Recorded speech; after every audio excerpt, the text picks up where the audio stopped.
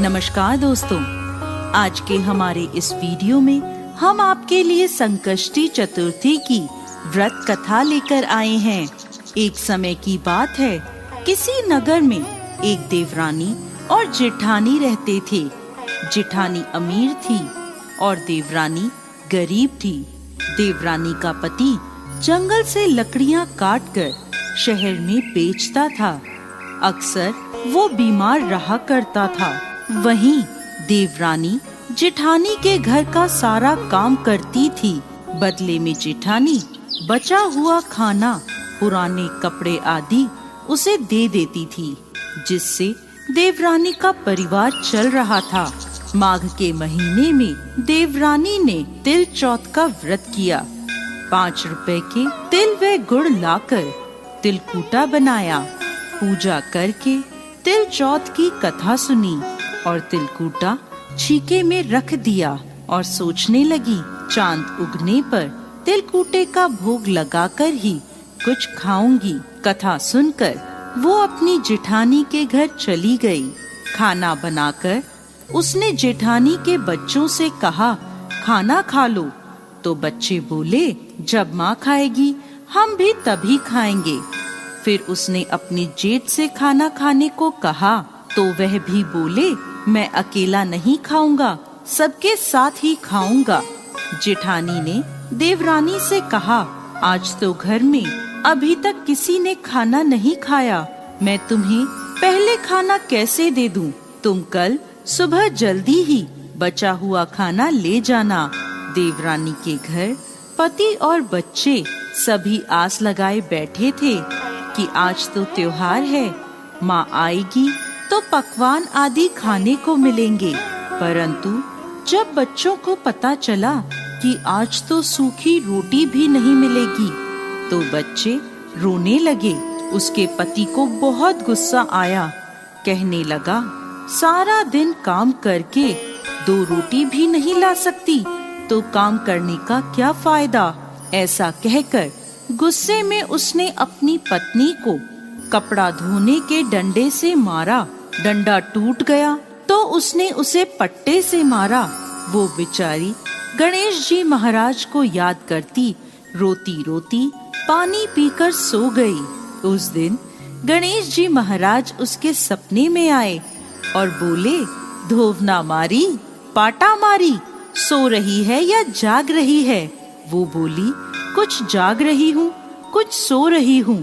तब गणेश जी बोले, मुझे भूख लगी है, कुछ खाने को दो।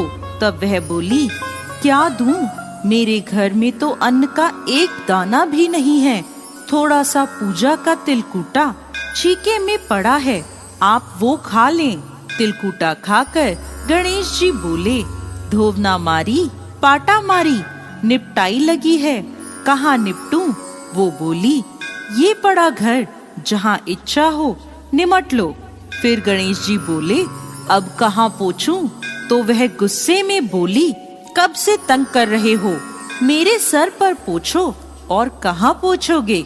सुबह जब उसकी नींद खुली तो वो हैरान रह गई। उसका पूरा घर हीरे मोतियों से जगमगा रहा था। उसके माथे पर हीरे मोती जगमगा रहे थे। उस दिन वो जेठानी के यहाँ काम करने नहीं गई। काफी देर राह देखने के बाद जेठानी ने अपने बच्चों को चाची को बुलाने भेजा। उसने सोचा, कल खाना नहीं दिया इसलिए देवरानी बुरा मान गई है। बच्चे बुलाने गए और बोले, चाची चाची चलो, माँ ने बुलाया है, सारा काम पड़ा है। तब देवरानी बोली, बेटा बहुत दिन तुम्हारी माँ के काम कर लिया, अब तुम अपनी माँ को मेरे यहाँ काम करने भेज दो। बच्चों ने घर जाकर अपनी माँ को सारी बात बताई कि चाची का घर हीरे मोतियों से जगमगा रहा है। जेठानी दौड़ती हुई देवरानी के घर पहुँची और बोली, ये सब कैसे हुआ? देवरानी ने गणेश जी महाराज की सारी लीला जेठानी को बता दी। घर लौटकर जेठानी अपने पति से बोली, आप मुझे धोवने और पाटे से मारो। उसका पति बोला, अरे भली मानस, मैंने तो आज तक कभी तुम्हें नहीं मारा, अब मैं तुम्हें कैसे मार सकता हूँ। लेकिन वो नहीं मानी और जिद करने लगी। मजबूरन उसके पति ने उसे खूब मारा।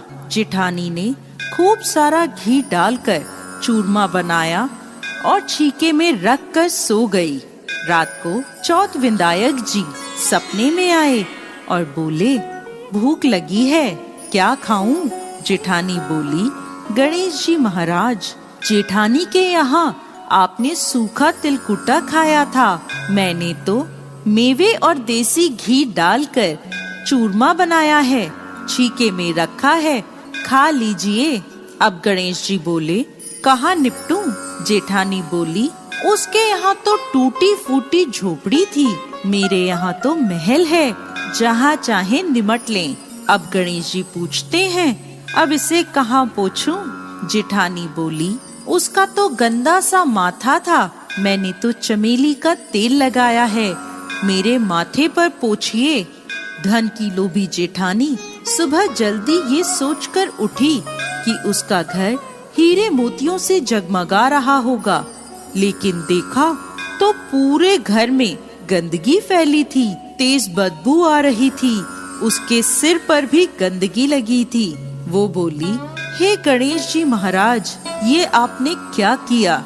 मुझसे रूठे और देवरानी पर टूटे। जेठानी ने सफाई करने की बहुत कोशिश करी, परंतु गंदगी और फैलती गई।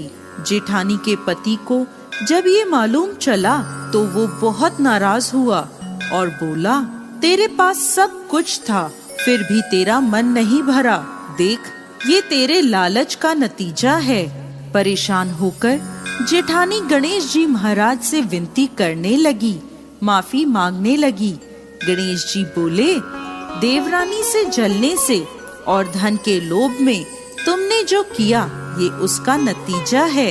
इस प्रकार जेठानी को सबक सिखाते हुए गणेश जी महाराज ने अपनी माया समेट ली। हे गणेश जी महाराज, जैसे देवरानी पर कृपा करी वैसे सब पर करना। कहानी कहने वाले, सुनने वाले और हुंकारा भरने वाले सब पर कृपा करना, और जेठानी को जैसी सजा दी वैसी किसी को मत देना।